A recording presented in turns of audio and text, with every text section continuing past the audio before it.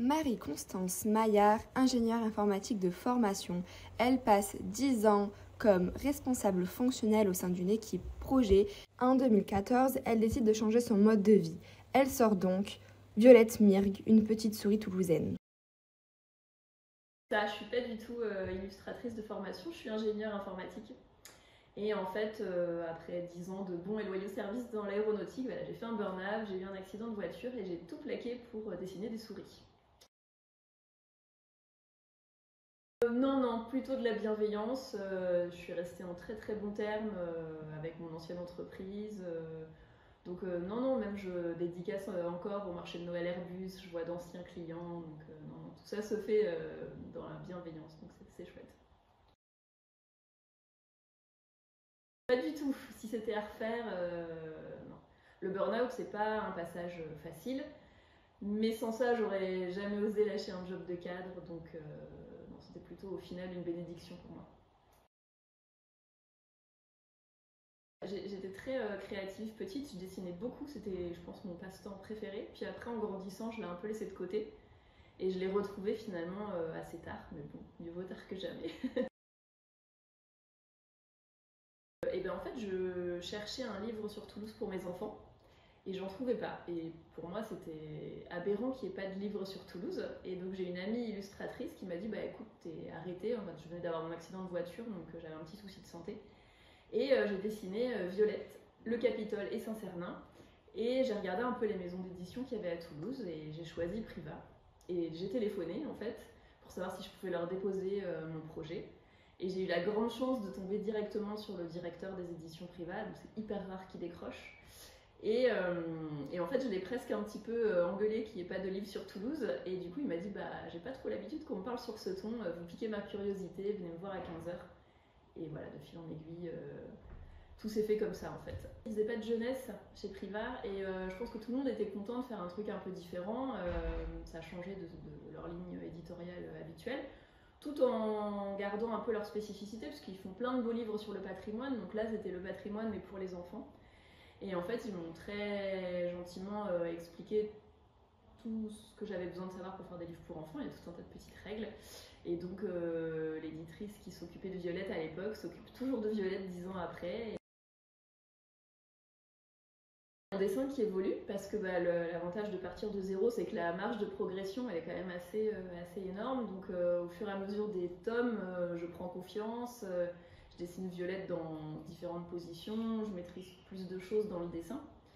Et puis j'ai toujours plein d'idées et les lecteurs me donnent des idées maintenant de où ils veulent voir Violette. Donc Violette dans l'espace, ça part d'une demande des petits lecteurs et notamment des enfants malades de l'hôpital des enfants avec qui je travaille de temps en temps avec Hôpital Sourire.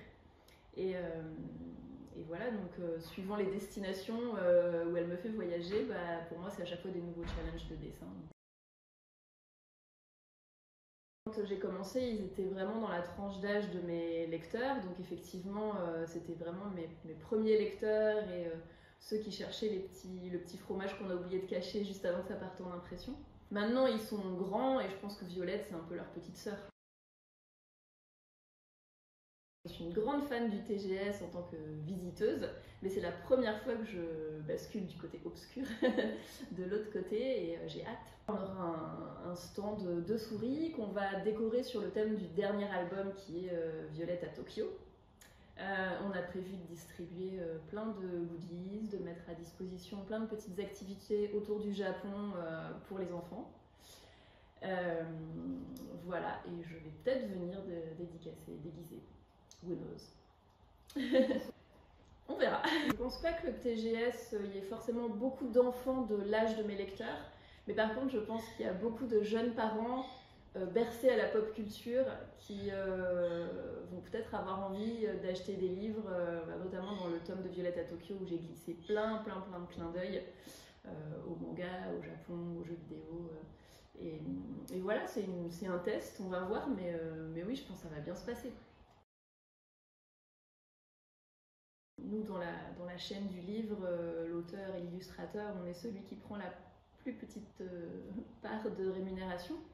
Et même si moi, chez Priva, je suis très bien traitée, j'ai un très bon contrat, Il faut vendre beaucoup de livres, donc c'est mon activité principale, c'est un vrai métier, mais j'ai pas atteint mon niveau de rémunération quand j'étais cadre. Ceci dit, dans la balance, il y a aussi le bonheur, et là c'est sans commune mesure avec ma vie d'avant, donc je regrette pas. Ça vaut tous les salaires du monde. Alors la rémunération des auteurs, elle est particulière parce qu'on est rémunéré une fois par an. Donc quand on sort son premier livre, on peut être rémunéré parfois qu'un an et quelques mois après. Moi j'avais quitté mon entreprise dans des bonnes conditions, avec une rupture conventionnelle, donc ça s'est fait bien. Et Violette, elle a marché tout de suite, donc j'ai pas eu d'inquiétude à un moment de me dire il va falloir que j'arrête. Je savais qu'au début, c'est progressif, on plante des graines, hein, donc petit à petit, chaque année, il y a de plus en plus de tomes et elle est de plus en plus connue. Donc voilà, moi, je le savais et je ne regrette pas quand même. Mon rêve, c'était de voir mon nom sur un livre en librairie, donc ça, c'est fait. Maintenant, je profite de l'instant présent en me disant que je ferai peut-être pas ça toute ma vie, mais j'ai plus une espèce de liste à cocher. Voilà. J'ai des enfants en bonne santé, j'ai déjà vu mon nom sur un livre dans une librairie, tout va bien. Alors le prochain Violette, elle va aller mener l'enquête dans une école. Donc, ce sera l'occasion pour moi de rendre hommage à toutes les maîtresses qui font connaître mes livres dans leur classe. Et puis ensuite j'ai envie de continuer à la faire voyager en Australie, à Londres, à Barcelone, et puis explorer plein de thèmes, la fabrication du chocolat, les volcans en Auvergne, enfin voilà, j'ai plein d'idées. Et j'ai envie de retrouver un peu le temps d'écrire. J'ai déjà écrit une trilogie pour ados. Et là, Violette, elle monte plein de petits paliers, la peluche, la comédie musicale, voilà, donc elle me prend beaucoup de temps. Mais mon rythme idéal serait de faire un album de Violette, un roman. L'un me repose de l'autre, en fait, c'est deux exercices très différents. On suit une ado qui a des pouvoirs alchimiques liés aux fleurs. C'est la descendante de Clémence Isor, qui est un personnage très connu de l'histoire toulousaine, et qui pourtant est un personnage fictif, qui a plein de références à Clémence Isor dans notre patrimoine, et je me suis régalée à explorer le passé alchimique de Toulouse et les archives de l'Académie des Jeux Floraux. Et le parallèle que je peux faire avec Violette, c'est que c'est une façon de faire découvrir aux gens notre patrimoine, l'air de rien. Donc voilà, il y a une ambiance un peu à la Club des 5 avec de l'aventure, des combats d'escrime sur les toits, des mots à décoder, et voilà. Mais le tout saupoudré de romance, de magie et d'histoire. Voilà. Je pense qu'il y aura un second cycle de Pastel un jour.